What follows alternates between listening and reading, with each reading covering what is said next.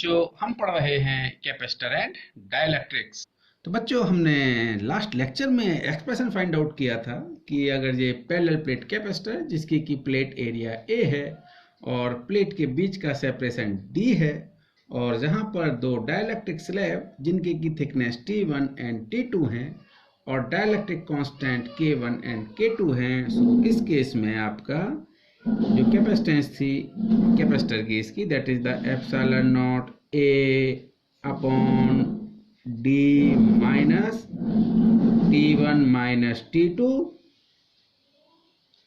Plus that is the T1 upon K1 plus T2 upon K2, यानी ये आपके इस कैपेसिटर की कैपेसिटेंस है। और अगर हम जनरल बात करें कि separation between the plates is D end plate area is a और यहाँ पर एन डाइलेक्ट्रिक स्लैब्स रखी हुई हैं जिसमें हर एक की thickness T1, T2, T3 up to Tn है और हर एक का dielectric constant K1, K2, K3 up to Kn है respectively. So in this case capacitance that equal to epsilon naught A upon d minus T1 minus T2 up to minus Tn plus T1 upon K1 plus T2 upon K2 plus up to Tn upon Kn होगी। तो बच्चों आप इस expression को ध्यान रखेंगे। अब हम कुछ केसेस डिस्कस कर रहे हैं। कंसीडर करते हैं कि ये कोई कैपेसिटर है जिसकी जो प्लेट्स का एरिया है वो आपका A है और separation between the plates of this parallel plate capacitor भी D। और अब ये कैपेसिटर दो डाइलेक्ट्रिक स्लैब से मिलके बना हुआ है, यानी ये जो स्पेस है दोनों प्लेट्स के बीच में वो दो डाइलेक्ट्रिक स्लैब से भरा हुआ है। बच्चों ये पैरेलल प्लेट कैपेसिटर है जिसके D/2 रीजन में आपका K1 डाइलेक्ट्रिक कांस्टेंट का डाइलेक्ट्रिक भरा हुआ है और रिमेनिंग D/2 रीजन में K2 डाइलेक्ट्रिक कांस्टेंट का दूसरा डाइलेक्ट्रिक भरा हुआ है। So equivalent capacitance of this capacitor in this case epsilon naught A upon D minus D/2 minus D/2, यानी हम इस फॉर्मूले को अप्लाई कर रहे हैं D minus T1 minus T2। So here is the T1 that is the D/2 and T2 again D/2 plus D/2 upon K1 plus D/2 upon K2। So if we further simplify it, this C equal to epsilon naught A upon ये term तो 0 हो जाएगा आपका। So this is D/2 मैंने common लिया, so this is the 1 upon K1 plus 1 upon K2 और इसको मैं फर्दर सिंप्लीफाई करता हूँ। so this C equal to twice of epsilon naught A K1 K2 upon D into K1 plus K2, यानी अब ये इस कैपेसिटर की इक्विवेलेंट कैपेसिटेंस होगी। और इस सिचुएशन को हम दूसरी तरीके से भी कंसीडर कर सकते हैं। So for further discussion we come to the next sheet. तो बच्चों ये हमारा कैपेसिटर है जिसमें प्लेट एरिया A है, separation between the plates D है और ये दो डाइलेक्ट्रिक यहाँ पर फिल्ड हैं, ये D/2 रीजन तक और ये अगेन टू D/2 रीजन तक, यानी दोनों डाइलेक्ट्रिक स्लैब की जो थिकनेस है वो D/2 है। तो हम इस सिस्टम को कुछ इस तरह से भी देख सकते हैं। हम कंसीडर कर सकते हैं कि ये दो अलग अलग कैपेसिटर्स हैं और जिनका प्लेट एरिया तो A है और सेपरेशन बिटवीन द प्लेट्स यहाँ पर D/2 है और ये दोनों कैपेसिटर आपके अब सीरीज में लगे हुए हैं। तो कंसीडर करते हैं कि इस कैपेसिटर की कैपेसिटेंस C1 है और ये जो सेकंड कैपेसिटर है इसी कैपेसिटेंस C2 है।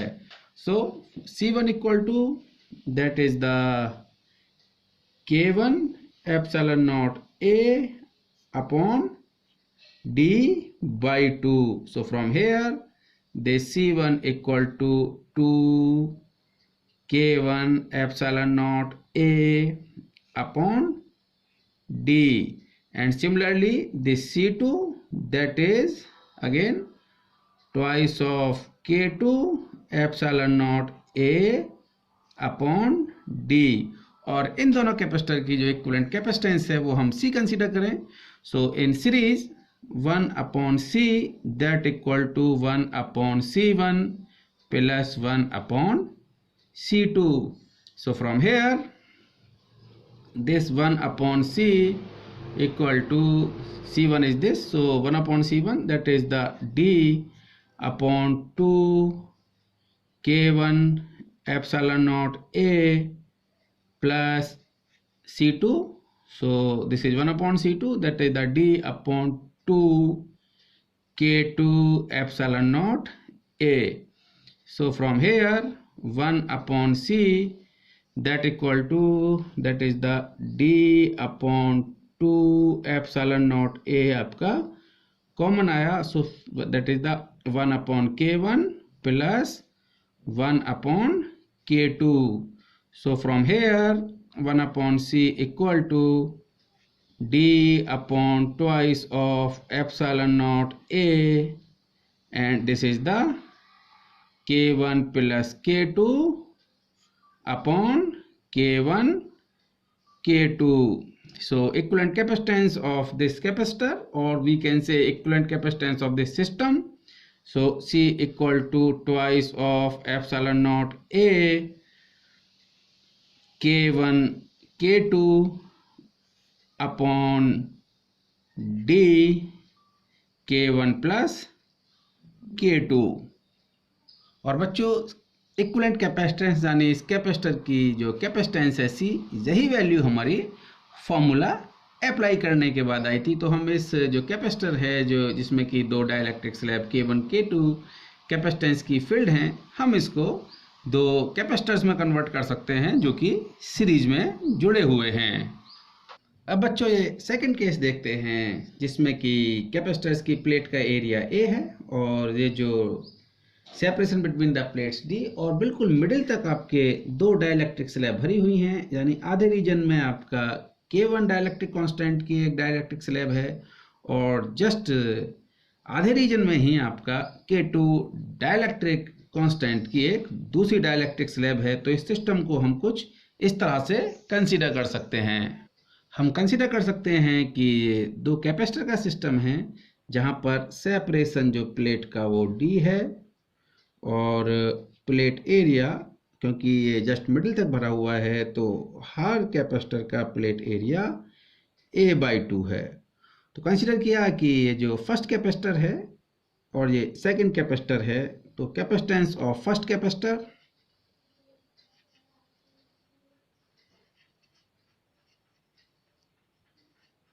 बी C1, और ये C1 की वैल्यू होगी that is the epsilon naught, sorry K1 epsilon naught A/2 into D, यानी और जो आपका सेकंड कैपेसिटर है इसकी कैपेसिटेंस हमने C2 कंसीडर की, तो that is the K2 epsilon naught A upon 2D।